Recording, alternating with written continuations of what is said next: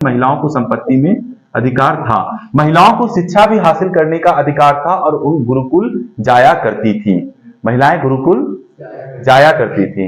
अपाला, घोषा, विश्ववारा, सिक्ता, सची, पौलमी जैसी हमें कुछ विदुषी कन्याओं के नाम मिलते हैं जिन्होंने ऋग्वैदिक ऋचाओं को लिखने का श्रेय दिया जाता है। तो दोस्तों, पूर्ववर्ती अध्याय में हमने क्या पढ़ा? सिंधु घाटी सभ्यता के बारे में। क्या पढ़ा? सिंधु घाटी सभ्यता का जो पतन हुआ, बाढ़ से माना गया या आर्यों का आक्रमण, जो विभिन्न विचारधारा प्रस्तुत किए, उसके बाद माना गया कि सिंधु घाटी सभ्यता का अंत हो गया। उसके बाद एक नई सभ्यता आई। उस सभ्यता को हम क्या कहते हैं? वैदिक सभ्यता। वैदिक सभ्यता इसलिए कि इस सभ्यता की अधिकतम जो जानकारी है वो हमें वैदिक साहित्यों से प्राप्त होती है। कहां से प्राप्त होती है? वैदिक साहित्यों से प्राप्त होती है, इसलिए इसे वैदिक सभ्यता कहा जाता है। ठीक है। वैदिक सभ्यता के संस्थापक आर्य थे। वैदिक सभ्यता के संस्थापक कौन थे? आर्य थे। कौन थे? आर्य का अर्थ क्या होता है? श्रेष्ठ, उत्तम, अभिजात। अभिजात मतलब क्या? कुलीन वर्ग। ठीक है। तो इन्होंने वैदिक सभ्यता की स्थापना की। आर्यों की भाषा संस्कृत थी। आर्यों की भाषा क्या थी? संस्कृत भारतीय भाषा परिवार का सबसे पुराना भाषा है। ठीक है। भारतीय जो भाषा परिवार है उसका सबसे पुराना भाषा क्या है? संस्कृत है। इसी कारण से हम देखते हैं कि जो वैदिक सभ्यता के अधिकांश ग्रंथ थे या वैदिक साहित्य में लिखे गए अधिकांश जो ग्रंथ थे वो संस्कृत भाषा में लिखे गए। किसमें लिखे गए? संस्कृत भाषा में। अच्छा, वैदिक सभ्यता भी दो भागों में विभाजित होती है। अध्ययन के दृष्टिकोण से हम इसे दो भागों में विभाजित करते हैं। प्रथम ऋग्वैदिक काल और दूसरा उत्तर वैदिक काल।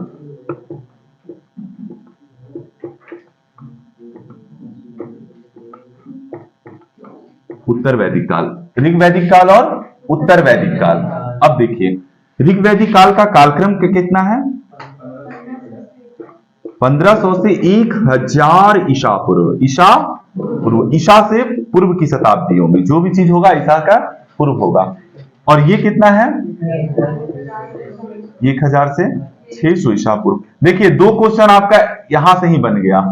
पहला क्वेश्चन कि ऋग्वैदिक टाइम पीरियड कितना है? 1500 से 1000 ईसा पूर्व, और इसका 1000 से 600 ईसा पूर्व। ये जो दो है ये ऑटोमेटिक क्वेश्चन बन गया, ये एग्जाम में हमेशा आता है। बताइए, ऋग्वैदिक पीरियड का टाइम कितना है? ईसा पूर्व। और उत्तर वैदिक का? हाँ। अच्छा, अब हम देखिए, जब हम ऋग्वैदिक बोलेंगे तो ऋग्वैदिक का मतलब है जिस काल में ऋग्वेद का लेखन हुआ। जिस काल में अब बाकी जितना वेद लिखा गया, चाहे वो यजुर्वेद हो, सामवेद हो या अथर्ववेद हो, उसका काल उत्तर वैदिक काल कहलाता है। उसका काल देखिए, मैक्स मुलर पहला इतिहासकार था जिसका कहना था कि भारत में आर्यों का आगमन हुआ था, आर्य आक्रमण हुआ था। एक आर्य आक्रमण का सिद्धांत है। आर्य बाहर से आए थे, मूलतः पंजाब और अफगानिस्तान में पहले बसे, लेकिन भारत के आर्य मध्य एशिया से भारत आए थे। ठीक है। मध्य एशिया से आर्य आए थे। बहुत सारे विचारधाराओं को ऐसा मानना है। ठीक है। बाल गंगाधर तिलक का कुछ थ्योरी है, डॉक्टर स्वरूपानंद का भी कुछ थ्योरी है, सबका अलग अलग थ्योरी है। लेकिन डॉक्टर बाबा साहेब भीमराव अंबेडकर का ऐसा मानना था कि आर्य का जो आक्रमण सिद्धांत है वो पूरी तरह गलत है। ठीक है। लेकिन ऐसा माना जाता है कि आर्यों का आगमन मध्य एशिया से हुआ और उन्होंने ही वैदिक सभ्यता की स्थापना की थी। क्या की थी? वैदिक सभ्यता की स्थापना की थी। अब देखिए, तो पहले हम लोग क्या पढ़ेंगे? ऋग्वैदिक काल। क्या पढ़ेंगे हम लोग? तब हम लोग जानेंगे उत्तर वैदिक काल में। देखिए, ऋग्वैदिक समाज और उत्तर वैदिक समाज में कुछ भिन्नताएं थी जिन्हें हम गहन रूप से अध्ययन करने का प्रयास इसमें करेंगे। अब देखिए, दो चीज और समझिए। ऋग्वेद सबसे प्राचीन वेद है। सबसे प्राचीन वेद कौन सा है? सबसे प्राचीन वेद ऋग्वेद। ऋग्वेद क्या है? सबसे प्राचीन वेद है। ऋग्वेद में कितने मंडल हैं? 10 मंडल हैं। 10 मंडल हैं। और सूक्त कितने हैं? और ऋचाएं कितनी हैं? 10,462। और कहीं कहीं 580 भी दिया हुआ है। 462 ऋचाएं हैं। ठीक है। जो ऋग्वेद का प्रथम मंडल है, जो प्रथम मंडल है ऋग्वेद का, और 10वां मंडल है, ये सबसे नवीनतम मंडल है। 10वां और पहला जो है सबसे नवीनतम मंडल है, मतलब इसको बाद में जोड़ा गया। प्रथम और 10वां को सबसे बाद में जोड़ा गया, और बाकी जितने भी मंडल हैं वो प्राचीन मंडल हैं। ठीक है। अब देखिए कुछ कुछ मंडल को याद करेंगे जो महत्वपूर्ण है परीक्षा के दृष्टिकोण से। कौन कौन मंडल है बताइए। गायत्री मंत्र का उल्लेख जो है वो तीसरे मंडल में है। गायत्री मंत्र जो है उसका उल्लेख कौन से मंडल में है? तीसरे मंडल में है। सोम जो पेय पदार्थ के देवता थे, सोम क्या थे? पेय पदार्थ के देवता। तो सोम एक पेय पदार्थ है, उसका जो उल्लेख है वो 9वें मंडल में है। कितने मंडल में है? 9वें मंडल में है। ठीक है। और है चातुर्वर्ण समाज की जो कल्पना है, मतलब एक ऋग्वैदिक समाज में परिकल्पना की गई कि मनुष्य जो समाज है वो 4 वर्णों में विभाजित था, ब्राह्मण, क्षत्रिय, वैश्य और शूद्र। उसकी उत्पत्ति जो है परम पुरुष मतलब ईश्वर के विभिन्न विभिन्न अंगों से हुई है। ब्राह्मण मुख से, क्षत्रिय भुजाओं से, वैश्य उदर से और शूद्र पैरों से उत्पन्न हुआ। तो चातुर्वर्ण समाज की जो कल्पना है, 4 समाज, वो किसमें है? 10वें मंडल में। ऋग्वेद के कितने मंडल में? 10वें मंडल में किसका है? चातुर्वर्ण समाज का। चातुर मतलब 4 जो समाज था, क्लास जिसको हम कह सकते हैं, उसका उल्लेख जो है किसमें है? 10वें मंडल में। ब्राह्मण, क्षत्रिय, वैश्य और शूद्र। ठीक है, ये चीज हो गया, इंपॉर्टेंट है। गायत्री मंत्र किस मंडल में है? 9वें मंडल में। क्या है? सोम एक पेय पदार्थ था जो आर्य लोग यज्ञों के समय उसका सेवन करते थे। और 10वें मंडल में क्या है? चातुर्वर्ण समाज की कल्पना है। अब देखिए आज का सिस्टम क्या है। आज जितना जाति हमको कठिन दिखाई देता है वैसा उस समय नहीं था। उस समय वैसा समाज नहीं था जो आज हमको देखने को मिलता है। कर्मधारी समाज था। कैसा समाज था? कर्मधारी, जन्म नहीं, जो अध्ययन करेगा वही ब्राह्मण, जिसके पास शक्ति है वही क्षत्रिय। इस प्रकार का समाज हमारा विभाजित था। इतना कठोर हमें जाति व्यवस्था जो आज दिखाई देता है वैसा हमें समाज में परिलक्षित नहीं होता था। कर्म आधारी समाज था। क्या था? न कि जन्म आधारी समाज। क्या आधारी समाज? और जाति का ऐसा विकट जो विभाजन है हमें नहीं दिखाई देता, इतना जटिल विभाजन। आज समाज में जटिल रूप से विभाजन है ना जाति का, आज है ना जी। ब्राह्मण में भी बहुत सारा सब कास्ट है, क्षत्रिय में भी बहुत सारा कास्ट है, और भी बहुत सारी जातियां हैं। तो इस प्रकार जाति का जो आज हमें इतना विभाजन दिखता है वो उस काल में उतना विभाजन नहीं था। ये हम कब पढ़ रहे हैं? ऋग्वैदिक समाज में। जब हम उत्तर वैदिक में जाएंगे तो पता चलेगा कि जातियों का विभाजन बहुत तेजी से जटिल हो गया और कर्म आधारित समाज ना होकर जन्म आधारित हो गया। जो ब्राह्मण में जन्म लिया वही ब्राह्मण, जिसने क्षत्रिय में जन्म लिया वही क्षत्रिय कहलाने लगा। ठीक है। अच्छा, ऋग्वैदिक समाज का हम लोग राजनीतिक स्थिति जानना बहुत बेहद जरूरी है। ऋग्वैदिक समाज की राजनीतिक स्थिति क्या? राजनीतिक स्थिति।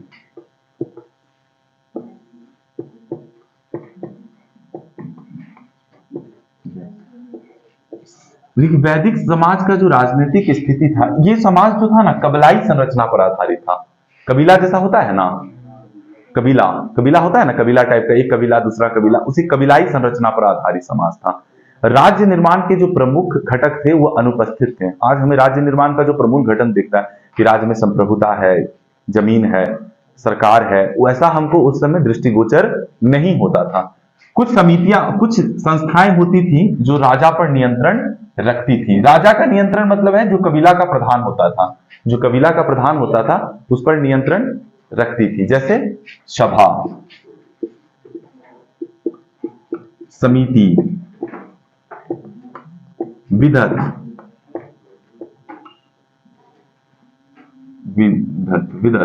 ये कुछ ऐसी विधत जो है ना आर्यों की सर्वाधिक प्राचीनतम संस्था थी। विधत जो है आर्यों की सबसे प्राचीनतम संस्था थी। सबसे प्राचीनतम संस्था क्या थी? विधत। समिति में जनसाधारण की संस्था थी। समिति क्या थी? साधारण। समिति कैसी संस्था थी? जिसमें राजा के चुनाव में इसकी महत्वपूर्ण भूमिका थी। राजा के चुनाव में समिति की महत्वपूर्ण भूमिका थी। राजा के चुनाव में, ठीक है, महत्वपूर्ण भूमिका थी। किसकी? समिति की। सभा श्रेष्ठ जनों की संस्था थी। सभा किसकी संस्था थी? श्रेष्ठ जनों की। आज का जैसे राज्यसभा दृष्टिगोचर होता है ना, राज्यसभा किसका संस्था है? एलिट क्लास लोग का है, पढ़ा लिखा लोग जिसको हम कह सकते हैं, कुलीन वर्ग का है। तो उसी तरह जो है ना उस समय सभा जो है श्रेष्ठ या फिर कुलीन वर्गों की संस्था थी। शिक्षित वर्ग या फिर कह सकते हैं इसको कुलीन वर्ग, या फिर हम कह सकते हैं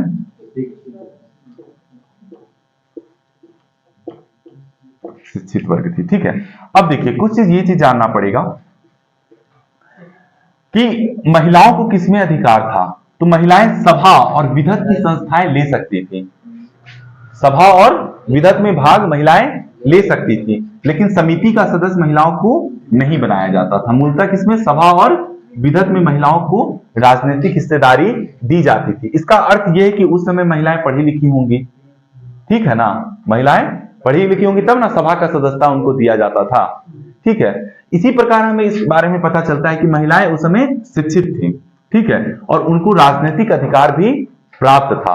ये राजनीतिक है ना, तो राजनीतिक अधिकार भी प्राप्त था। जो राजा था उसका मुख्य रूप से काम क्या था, राजा जो था उसका मुख्य रूप से काम जो था पशुओं का रक्षा करना, और कबीला, अपना कबीला के प्रति अगर कोई लड़ाई हो, युद्ध हो, तो उसका वो नेतृत्व करता था, और कबीलों के प्रति देवताओं से स्तुति करता था, देवताओं से प्रार्थना करता था कि हमारे कबीलाओं का रक्षा किया जाए। ठीक है, ये राजा का काम था। ये हम समझेंगे राजनीतिक स्थिति में। किसकी राजनीतिक स्थिति, वैदिक सभ्यता में। धीरे धीरे हम लोग जानेंगे कि वैदिक, जो उत्तर वैदिक काल में आएंगे तब जानेंगे कि सभा और समिति की जो भूमिका है नगण्य हो गई, और विधत पर सबसे जो अमीर लोग है या फिर पुरोहित वर्ग या राजा का अधिकार हो गया। यह है राजनीतिक स्थिति किसका, ऋग वैदिक समाज का। ऋग वैदिक समाज की राजनीतिक स्थिति ये थी। तीन प्रमुख संस्था कौन कौन थी, और विधत। सभा की सदस्यता महिलाओं को मिलता था कि नहीं, और विधत का मिलता था, किसमें नहीं मिलता था, समिति में, जो जनसाधारण की संस्था थी उसमें महिलाओं को, उनको नहीं दिया जाता था उनकी सदस्यता। ठीक है, ये राजनीतिक अवस्था। समाज, सामाजिक स्थिति, किसकी सामाजिक स्थिति, ऋग वैदिक समाज की राजनीतिक स्थिति। देखिए हम लोग वैदिक सभ्यता में दो पढ़ रहे हैं, एक ऋग वैदिक समाज, एक उत्तर वैदिक समाज। जब हम ऋग वैदिक समाज कहेंगे तो सिर्फ ऋग वैदिक का जो समाज है, ऋग वैदिक कालीन समाज है, वो ऋग वैदिक समाज, और बाकी तीन वेद जो लिखाया, सामवेद, यजुर्वेद और अथर्ववेद, उसमें जो पढ़ेंगे वो कौन है, उत्तर वैदिक समाज। ऋग्वेद में क्या है, देवताओं की स्तुति, क्या है, यजुर्वेद में यज्ञों के नियम के बारे में, बड़े बड़े यज्ञ होते थे उत्तर वैदिक काल में, अश्वमेध यज्ञ, राजसू यज्ञ, वो जानेंगे। फिर सामवेद में क्या है, भारतीय संगीत का जनक। भारतीय संगीत का जनक किसे कहा जाता है, और तंत्र मंत्र जादू टोना के बारे में अथर्ववेद में। इस प्रकार 4 वेद है भारतीय संविधान में। कितने वेद हैं, पुराणों की संख्या कितनी है, उपनिषदों की संख्या 108। सबसे महत्वपूर्ण उपनिषद मुंडकोपनिषद। मुंडकोपनिषद में किसका वाक्य है, सत्यमेव जयते। जो 108 में जो मुंडकोपनिषद है वही महत्वपूर्ण है। उसमें कुछ प्रश्न आते हैं, वो किससे रिलेटेड है, सत्यमेव जयते। जो भारत का राष्ट्रीय वाक्य है ना, सत्यमेव जयते, वो मुंडकोपनिषद से ही लिया गया है। सामाजिक स्थिति, किसका सामाजिक स्थिति, ऋग वैदिक समाज की स्थिति। देखिए कुल, ग्राम, विश्व, जन और राष्ट्र। ऋग वैदिक समाज जो है मुख्यतः यही है, कुल, ग्राम, विश्व, जन और राष्ट्र में विभाजित था। कुल, ग्राम, विश्व, जन और राष्ट्र। जनपद शब्द का उल्लेख ऋग्वेद में नहीं मिलता है। किस शब्द का उल्लेख नहीं मिलता है, कुल मतलब परिवार। सबसे छोटी संस्था परिवार ही होगा, आज भी सबसे छोटा संस्था परिवार ही ना है। परिवार है, परिवार के बाद फिर समाज है, समाज के बाद फिर राज्य है, जिला है, राज्य के बाद अपना देश है, सब चीजें। फिर अंतरराष्ट्रीय स्तर पर आज तो भूमंडलीयकरण का दौर है, दुनिया एक हो गई है। वसुधैव कुटुंबकम, the world is my family. ठीक है, तो कुल, ग्राम, विश्व, जन और राष्ट्र। कुल ऋग वैदिक समाज की सबसे छोटी संस्था थी। सबसे छोटी संस्था कौन थी, कुल। ग्राम उसके बाद आता था, ग्राम का प्रधान ग्रामिणी, विश्व का प्रधान विश्वपति और जन का प्रधान जनपति कहलाता था। राष्ट्र शब्द का उल्लेख भी हमें मिलता है, लेकिन ये पूरी तरह से साफ नहीं है कि राष्ट्र किस संदर्भ में यूज किया गया है। ठीक है, अब देखिए इसमें क्या था, समाज कैसा था। ऋग वैदिक समाज पितृसत्तात्मक था। कैसा था, पितृसत्तात्मक। पितृसत्तात्मक मतलब पिता की प्रधानता, मतलब अधिकांश जो निर्णय में है पिता की भूमिका थी। हम जिस भी आज समाज का रूप देखते हैं, इसका निर्माण आज से 5000 साल पहले हो चुका था। तब ना इस सब के बारे में हम जान रहे हैं। आज भी उसी तरह है, इसीलिए कहते हैं ना कि भारतीय संस्कृति अनूठा है दुनिया के अन्य संस्कृतियों की तुलना में। चाहे वो मेसोपोटामिया की संस्कृति हो या फिर मिस्र की सभ्यता हो, वो सब नष्ट हो गई, लेकिन भारतीय संस्कृति आज भी अपनी मूल अवस्था में जीवित है। ठीक है। कुल का प्रधान कुल है, कुल के बाद ग्राम का प्रधान ग्रामिणी, विश्व का प्रधान विश्वपति, जन राष्ट्र शब्द का भी उल्लेख मिलता है। समाज मूलतः कैसा था? पितृसत्तात्मक। समाज कैसा था? पितृसत्तात्मक समाज हमें दृष्टिगोचर होता है, लेकिन फिर भी महिलाओं को अधिकार दिया जाता था, महिलाओं को संपत्ति में अधिकार था। ऋग्वैदिक समाज में महिलाओं को संपत्ति में अधिकार था, महिलाओं को शिक्षा भी हासिल करने का अधिकार था और उन गुरुकुल जाया करती थी। महिलाएं गुरुकुल जाया करती थी। अपाला, घोषा, विश्ववारा, सिक्ता, सची, पौलमी जैसी हमें कुछ विदुषी कन्याओं के नाम मिलते हैं जिन्होंने ऋग्वैदिक ऋचाओं को लिखने का श्रेय दिया जाता है। कुछ विदुषी कन्याओं का भी उल्लेख मिलता है, सिक्ता, पौलमी, सची, अपाला, ये सब कुछ विदुषी कन्याएं हैं जिनका वैदिक ऋचाओं को लिखने का श्रेय दिया जाता है। अच्छा, अपाला उपाला नाम सुने किसी का भी लेटेस्ट में? अब एक अपाला जो है एक महिला का नाम था, ऋग्वैदिक समाज की एक महिला थी। एक लड़की इस बार आईएएस में आईएएस का एग्जाम में टॉप की 9th रैंक आया था, अपाला मिश्रा। अपाला मिश्रा तो उसका 9th रैंक था, तो पता चला अपाला एक महिला का नाम था जो विदुषी थी। तो आईएएस का एग्जाम जो निकालेगा वो विदुषी होगा ही ऑटोमेटिक, तो उसे याद करने के लिए आप लोग को इजी हो जाएगा। अपाला, घोषा, सिक्ता, सची, पौलमी ये विदुषी कन्याएं थी जिनको ऋग्वैदिक ऋचाओं को लिखने का श्रेय दिया जाता है। इससे हमें पता चलता है कि महिलाओं को अधिकार था। तलाक प्रथा, विधवा जो विवाह है उस पर भी प्रतिबंध नहीं था, वो होता था। आजीवन अविवाहित रहने वाली महिलाओं को अमाजू कहा जाता था, और जो लड़कियां बहुत ज्यादा पढ़ती थी उन्हें ब्रह्मवादिनी की संज्ञा दी गई थी। और ये स्वतंत्रता की शादी करना है कि नहीं करना है वो आप पर डिपेंड करता है। ये एकदम नहीं था कि ये पूरी तरह से आपको करना ही करना है। उस प्रकार का समाज हमें पता चलता है कि उस समय प्रगतिशील समाज अस्तित्व में था। कैसा समाज अस्तित्व में था? प्रगतिशील समाज हमें दृष्टिगोचर होता है। मतलब महिलाओं को इतना अधिकार दिया जाएगा तो वो समाज प्रगतिशील ही ना कहलाएगा। बहुपत्नित्व प्रथा का भी प्रचलन था, एक से अधिक पत्नियों का प्रचलन, लेकिन ये जो प्रचलन था वो कुलीन वर्ग में था। किसमें था? कुलीन वर्ग। सामान्यतः जो समाज था वो एकल पत्नी प्रथा पर ही प्रचलित था, लेकिन जो समाज का कुलीन वर्ग था, एलिट क्लास, वो एक से अधिक पत्नियां रखते थे। ठीक है, ये हमें पता चलता है किससे? ऋग्वैदिक समाज में। महिलाएं शिक्षित थी। तलाक प्रथा था, महिलाओं को तलाक लेने का भी अधिकार था। ये नहीं था कि तलाक महिलाएं नहीं ले सकती थी, तलाक भी ले सकती थी। विधवा विवाह हो सकता था, विधवा पुनर्विवाह। नियोग प्रथा का भी प्रचलन हमें समाज में दिखता है। नियोग प्रथा प्रचलित था। विधवा औरत जो है वो अपने छोटे देवर के साथ विवाह कर सकती थी। ठीक है, विधवा जो औरत थी वो अपने छोटे देवर के साथ विवाह करती थी और संतान उत्पन्न कर सकती थी। तो ये नियोग प्रथा का प्रचलन हमें भी समाज में दिखाई देता है। ठीक है, ये हम पढ़ते हैं ऋग्वैदिक सामाजिक स्थिति। समाज के बारे में हम जानने का प्रयास करते हैं। किसमें? ऋग्वैदिक समाज के बारे में। समाज कैसा था? पितृसत्तात्मक समाज था। समाज का कितना विभाजन था? कुल, ग्राम, जन। लेकिन जनपद शब्द का उल्लेख हमें नहीं मिलता है। कहां नहीं मिलता है? महिलाओं को शिक्षा का अधिकार था, तलाक प्रथा प्रचलित था, विधवा विवाह भी था, और क्या था? महिलाओं को शिक्षित होने का भी अधिकार प्रदान किया जाता था, और नियोग प्रथा का भी प्रचलन तत्कालीन समाज में था। अब हम पढ़ेंगे क्या? धार्मिक स्थिति। जब हम प्राचीन भारत का इतिहास का अध्ययन करते हैं तो धर्म एक महत्वपूर्ण संगठक है। धर्म जो है बेहद महत्वपूर्ण संगठन है। इससे पता चलता है कि उस समय भी धर्म इंपॉर्टेंट था। ठीक है, लेकिन देवताओं में तुलना आ जाएगा कि उस समय कौन महत्वपूर्ण देवता थे, अभी कौन महत्वपूर्ण देवता थे। देखिए, तत्कालीन जो ऋग्वैदिक समाज था बहुदेववादी होते हुए भी एकस्वरवाद में विश्वास करता था, और प्राकृतिक शक्तियों की मानवीकरण की प्रथा चली। प्राकृतिक शक्तियों के मानवीयकरण करके, जैसे इंद्र, वर्षा का देवता, सर्वाधिक इंद्र की चर्चा मिलती है ऋग्वैदिक में। सबसे किसको चर्चा मिलती है? 250 मंत्र देवता इंद्र के लिए लिखित हैं। सर्वाधिक मंत्र जो किसके लिए है? इंद्र के लिए। इंद्र को वर्षा का देवता, पुरंदर भी कहा जाता था। यत्सजुत भी कहा जाता था। ऋग्वैदिक समाज के सबसे महत्वपूर्ण देवता कौन थे? इंद्र। सर्वाधिक महत्वपूर्ण देवता कौन थे? इंद्र सर्वाधिक महत्वपूर्ण देवता थे। किस समाज के?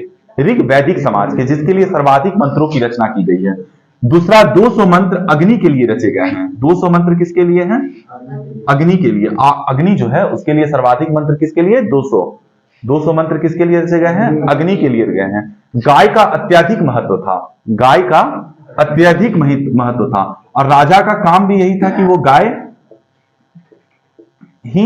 ही जो है गाय का रक्षा करना, या जो यज्ञ होते थे उसमें पुरोहितों को गाय और दासियां ही दक्षिणा में दी जाती थी। इसलिए अघन्या कहा गया है। गाय को क्या किया गया है? अघन्या, मतलब न मारने योग्य, और गाय को मारने पर मृत्युदंड की सजा दी जाती थी। तत्कालीन समाज में देखते हैं ना गाय का जो महत्व है, इसी के कारण है कि उस समय भी समाज में गाय का अत्यधिक महत्व था। गाय का आर्यों की सर्वाधिक पशु, आर्यों की जो सर्वाधिक प्रिय पशु थी वो घोड़े था। सर्वाधिक किसका पशु था? घोड़ा था।